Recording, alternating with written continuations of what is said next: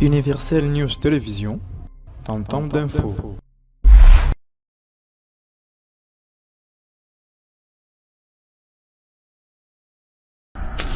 Demande donc de nous accompagner de vos prières, particulièrement le Saint-Père, dans sa situation actuelle.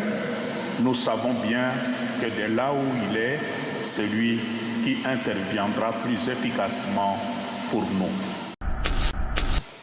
Il nous a parlé de rêver grand, d'être des jeunes qui rêvent grand, d'être des jeunes qui n'ont pas peur, d'être des jeunes qui sont des bâtisseurs d'un avenir meilleur. Décédé le 21 avril 2025, le pape François, de son vrai nom George Mario Bergoglio, est né le 17 décembre 1936 en Argentine dans une famille immigrée italienne. Il suit une formation d'ingénieur chimiste avant d'entrer au séminaire de Villa Devoto. Nous rappelons que le pape François était le né dans une famille de 5 enfants dont son papa s'appelait Mario José Bergoglio et sa mère Regina Maria Siviro. Après ses études à la noviciat, le pape François était ordonné prêtre le 13 décembre 1969 par Monseigneur Jamon José Castello, archevêque émérite de Cordoue. Le 21 février 2001, à l'âge de 64 ans, Bergoglio était créé cardinal par le pape Jean-Paul II. Il est l'un des 44 nouveaux cardinaux à titre de cardinal prêtre de l'église romaine de Saint-Robert Bellarmé, à l'honneur de saint jésuite et docteur de l'église. Il est élu pape le 13 mars 2013 en mémoire de l'engagement de Saint François d'Assise. Il choisit le nom de François.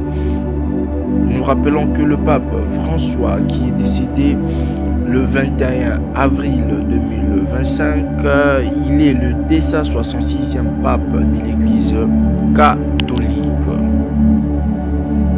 Entre les années 1964 et 1965, il était professeur de littérature et de psychologie au collège de l'Immaculée Conception de Santa Fe.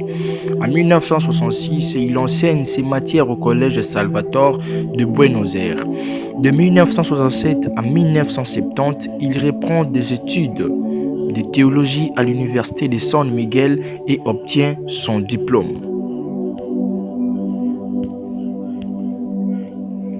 Le 31 juillet 1973, le pape François, il dirige notamment la Compagnie de Jésus argentin durant la dictature militaire provinciale de Jésus argentine.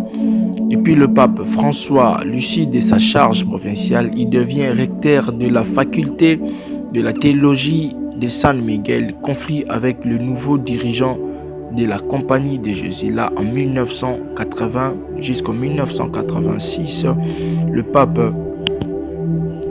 François devient archevêque de Buenos Aires suite à la mort de Monseigneur Antonio Garancino. Il s'est fait remarquer par son train de vie humble, voire ascétique.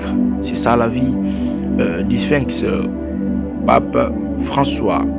Il a été créé cardinal le 21 février 2001 par le pape Jean-Paul II. Là, il avait 64 ans. Et puis aujourd'hui, l'Église catholique pleure parce que l'Église a perdu l'un des pasteurs, l'un des plus grands pasteurs, qui est le pape François. C'est vraiment regrettable, c'est vraiment difficile de surmonter la douleur. Là, vraiment, nous présentons nos sincères condoléances à tous les chrétiens catholiques universels. Que le bon Dieu a consolé Bino, a paix Bino Makassi. Parce que perdre le pape, nous rappelons qu'il fut le 266e pape de l'Église catholique. Il s'appelle le pape François, de son vrai nom, George Mario Bergoglio. Paix à ton âme. Zambia Bokasi bonsoir Yambayo Mbokaye Omona Elonginaye. Donc que ton âme repose en paix, cher pape. Mesdames et messieurs, fidèles internautes Bino Balandia Universel et News Télévision, nous vous rappelons aussi, pendant son parcours, le pape François s'est rendu en RDC, précisément à Kinshasa, à l'aéroport international d'Injili, le 31 janvier 2023. Zalaki Pembeni Yatata Mokambia Ekolo Félix Antoine Tshisekedi Tshilombo, Nabayi politique Mususu, Komona Lolenge, population congolaise, Komona Lolenge, Bakristu ya Congo démocratique, et plus précisément à Kinshasa, Bayambaki Tata mokambi ya bango pape François atiki biso bayambaki ye na esengo komona lolenge population congolaise bakristu katoliko ya mboka ya Congo bayambaki papa wa bango wa Roma o atiki biso pape François. Vraiment esali pasi pe mawa ya komona bilili biso totomboli kaka toujours à sincère condoléance na église catholique mobimba na église catholique universelle pe na bakristu banso na katoliko tozali omitema na bino nzambe abatela molimo ya papa wa biso François apemisa ye na kimia.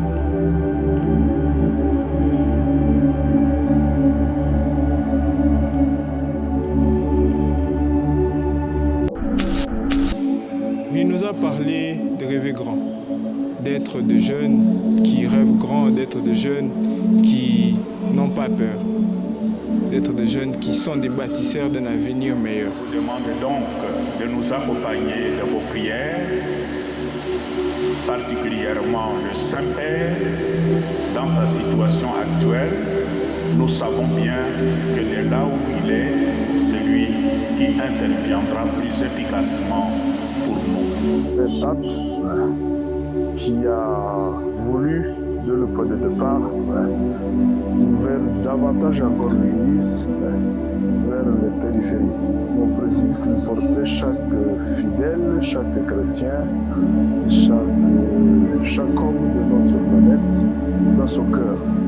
Cari fratelli e sorelle della Repubblica Democratica del Congo e della Repubblica del Sud Sudan, buongiorno. Come sapete, oggi sarei dovuto partire per un pellegrinaggio di pace e riconciliazione nelle vostre terre. Il Signore sa quanto è grande il mio rammarico per essere stato costretto a rinviare questa visita tanto desiderata e attesa. Ma non perdiamo la fiducia e nutriamo la speranza di incontrarci al più presto, appena sarà possibile. Vorrei dirvi intanto che, specialmente in queste settimane, vi porto nel cuore più che mai. Porto dentro di me, nella preghiera, le sofferenze che provate da tanto, troppo tempo. Penso alla Repubblica Democratica del Congo, allo sfruttamento, alla violenza e all'insicurezza che patisce, in particolare nell'est del paese, dove gli scontri armati si protraggono causando sofferenze innumerevoli e drammatiche, acuite dall'indifferenza e dalla convenienza di tanti. E penso al Sud Sudan, al grido di pace della sua gente che, sfinita dalla violenza e dalla povertà, attende i fatti concreti dal processo di riconciliazione nazionale, al quale desidero contribuire non da solo, ma peregrinando ecumenicamente insieme ai due cari fratelli, l'arcivescovo di Canterbury e il moderatore dell'Assemblea Generale della Chiesa di Scozia. Cari amici congolesi e sudsudanesi, le parole in questo momento non bastano a trasmettervi la vicinanza che vorrei esprimervi e l'affetto che provo per voi. Vorrei dirvi: non lasciatevi rubare la speranza, non lasciate rubare la speranza.